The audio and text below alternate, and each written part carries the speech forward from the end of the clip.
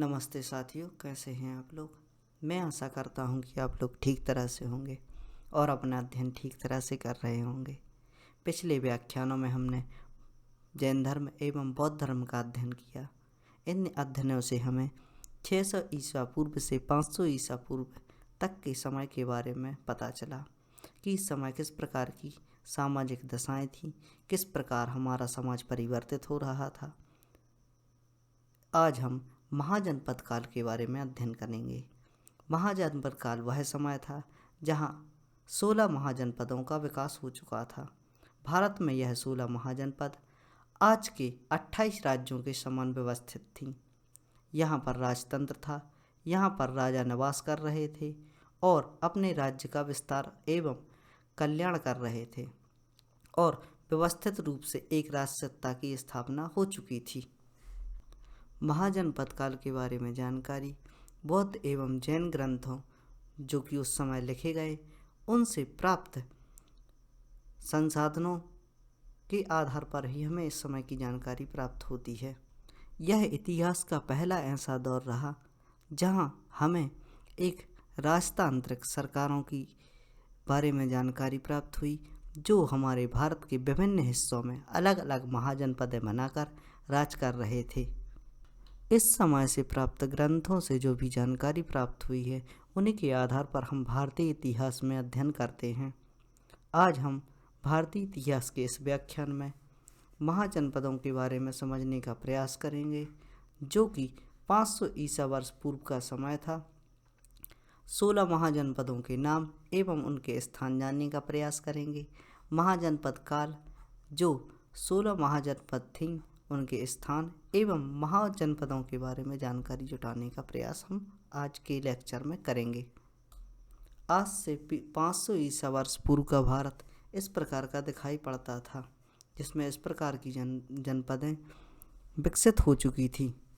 सामान्यतः अत्यधिक जनपदें जो कि उत्तर में इनका विकास हुआ, यह नदियों के किनारे जो ऊपर से आने वाली 12 नदियां हैं उनके किनारे शहर बसे हुए थे, जैसे कि काशी हुआ, मगध हुआ और भी जो भी आसपास जनपदें थीं, अवंती हुई, ये सब महाजनपदें नदियों के किनारे बसी थीं और यही सबसे प्राचीन शहर भी माने जाते हैं। इस मैप के माध्यम से हम भारतीय इतिहास को समझने के लिए जो भी 600 ईसा वर्ष पूर्व का समय रहा उसको समझने का प्रयास करेंगे। यहाँ पर जो आज का अफ़गानिस्तान वाला क्षेत्र है, यहाँ पर गांधार हुआ करता था। महाभारत में इसका अध्ययन मिलता है।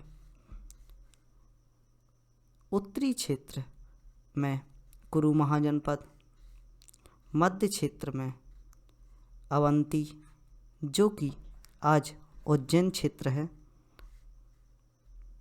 वो यहाँ पर हुआ करता था।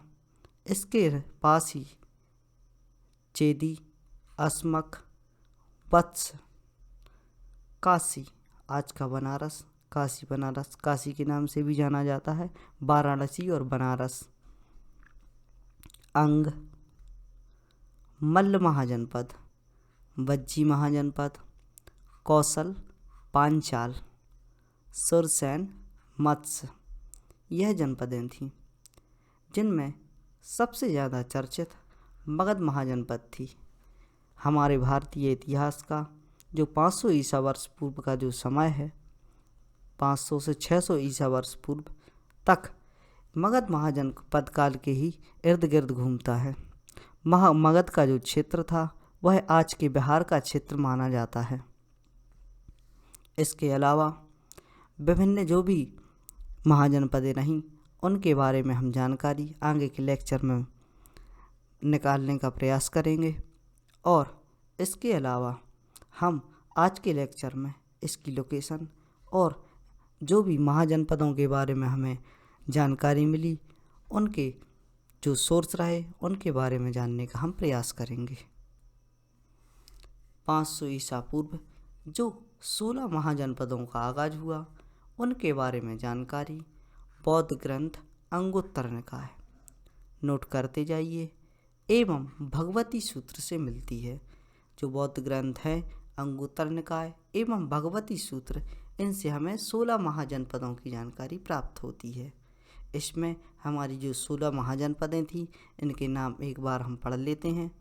जो थी पहली महाजनपद वह थी अंग, दूसरी थी काशी, तीसरी थी मगध, चौथी थी अवंती, पाँचवीं वत्स, छठवीं गंधार, सातवीं कंबोज, आठवीं कुरु, नौवीं पांचाल, 10वीं अस्मक, 11वीं मल्य, 12वीं चेदी, 13वीं मथुरा, 14वीं मत्स्य,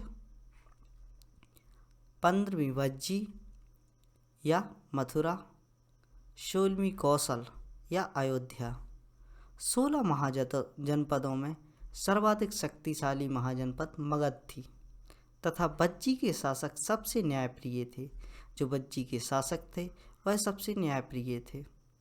इस समय से जो प्राप्त ग्रंथ हैं उनके आधार पर जो भी जानकारी प्राप्त हुई उनके अनुसार जो वज्जी महाजनपद थी उसके जो शासक थे वह न्यायप्रिय थे एवं सबसे शक्तिशाली जो महाजनपद थी वह मगध महाजनपद थी, जिसके बारे में हम बता चुके हैं। वज्जी थी ना जो 8 गणराज्यों का महासंघ था। जो छोटे छोटे गणराज्य हुआ करते थे इन गणराज्यों को मिलाकर वज्जी महाजनपद बनी थी। बुद्ध काल का सबसे बड़ा एवं शक्तिशाली वैशाली का लिच्छवी था।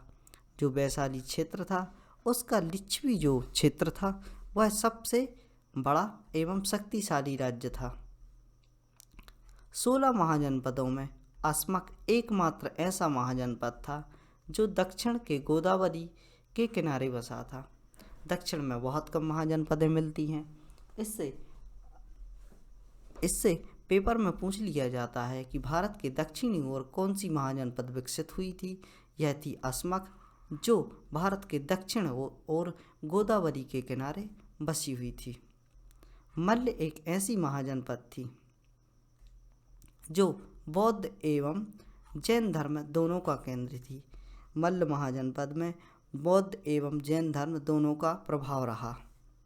मल्ल महाजनपद में ही पावापुरी एवं कुशीनारा दोनों स्थान हैं। जो जैन एवं बौद्ध धर्म से संबंधित स्थान है, जैन धर्म से संबंधित है पावापुरी और बौद्ध धर्म से संबंधित है कुशीनारा, यह दोनों स्थान मल्ल महाजनपद के अंतर्गत आते थे। अब तक हमने समझा कि इतिहास में किस प्रकार विस्तार हुआ। पहले हमने इतिहास के ऐसे हिस्से के बारे में पढ़ा जहाँ पर जो जीवन था वह जल से प्रारंभ हो रहा था, जल से प्रारंभ होकर थल पर आया और उसके बाद जो भी मनुष्य का विकास हुआ उसमें हम पाषाण काल के बारे में अध्ययन किया। पाषाण काल के बाद हम धीरे धीरे जो विकसित हुए। पाषाण के काल के बाद जो आदि ऐतिहासिक काल आया, आदि ऐतिहासिक काल में सभ्यताएं विकसित हुई। सभ्यताओं में हमने हड़प्पा सभ्यता के बारे में अध्ययन किया। हड़प्पा सभ्यता के बाद ही वैदिक काल आया। वैदिक काल में ऋषि मुनियों द्वारा वेदों की जो वेद लिखे गए उनके अनुसार सामाजिक व्यवस्थाएं बदली। सामाजिक व्यवस्थाओं के बदलने के साथ ही इस समय पर युद्ध भी होने लगे और अपने अपने राज्य को स्थापित करने की नींव रखी गई। जैसे ही राज्य विकसित हुए तो 16 महाजनपदों का आगाज हुआ। अब तक ऐसा समय आ चुका था कि एक विस्तृत समाज की स्थापना हो चुकी थी और राजतांत्रिक व्यवस्थाएं भी चलने लगी थी। राजतांत्रिक व्यवस्थाओं के अनुसार देश में अलग अलग हिस्सों में 16 महाजनपदों का विकास हो चुका था। आप एक के बाद जैसे जैसे आप लेक्चर देखते जाएंगे इतिहास के हर एक हिस्से के बारे में आपको जानकारी आपके दिमाग में खुलती जाएगी और एक एक हिस्से के बारे में आपको विस्तृत जानकारी होगी। आपको यह भी समझ में आएगा कि कौन सी चीज़ किस स्थान से आ रही है और पेपर में आप जब भी इन लेक्चरों के बारे में सोचेंगे तो आपको आपकी जो अंडरस्टैंडिंग है वो इतनी डेवलप हो जाएगी कि आपको अगर उत्तर नहीं भी पता है तो आप इसका एक अनुमान लगाकर उत्तर लगाने का प्रयास कर सकते हैं और सटीक ना होने के बाद भी आप एक अनुमान के आधार पर उसको सही कर सकते हैं। मैं मानता हूँ कि इस प्रकार का जो विस्तृत अध्ययन है आपको YouTube की दुनिया में कहीं भी नहीं मिलेगा। आप अपने आसपास के ऐसे अशिक्षित बच्चों एवं समाज के ऐसे बच्चों जिन तक ये चीज़ें पहुंच नहीं पाती उन तक पहुंचाने का प्रयास कीजिए और इस मुहिम को आगे बढ़ाने का प्रयास कीजिए। जो भी बच्चे मुझसे जुड़ रहे हैं उनके लिए धन्यवाद। और आप ऐसा प्रयास करें कि शिक्षा का ये माध्यम ज़्यादा से ज़्यादा बच्चों तक पहुंच सके, जिससे वो शिक्षित हों, अपने आप को सुरक्षित रखने में समर्थ हो सकें। क्योंकि आज के जो समाज है उसमें सरवाइव करने के लिए ज्ञान एक बहुत बड़ी चीज़ है, और सही ज्ञान होना और सही समय पर होना एक बहुत बड़ी बात होती है। समय निकालने के बाद कोई भी अध्ययन किसी काम का नहीं रहता। इसलिए ज़्यादा से ज़्यादा इसको फैलाने का प्रयास करें। धन्यवाद। आगे आपसे मुलाकात होगी नए लेक्चर के साथ। जय हिंद।